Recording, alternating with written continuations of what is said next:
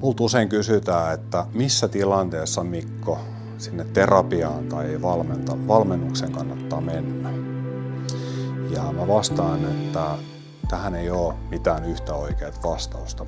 Se voi olla, että sä oot siellä sun isoimmassa aallonpohjassa sun elämässäsi ja tarvit nyt jonkunnäköisen pienen tuuppauksen sieltä, että sä pääset eteenpäin. Tai sit voi olla, että sulla menee paremmin kuin koskaan aikaisemmin ja sä haluat varmistaa sen, että sä pidät niistä kaikista hyvistä asioista kiinni, mitä sulla elämässäsi nyt jo on.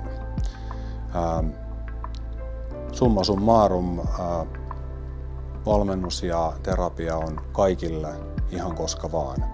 Ja se, että mitä se pitää sisällään, niin se me selvitetään sitten just sun kanssa ja tehdään siitä meidän yhteisestä polusta sitten juuri sun näköinen. Ota rohkeasti yhteyttä ja katsotaan, että millainen polku me sulle rakennetaan.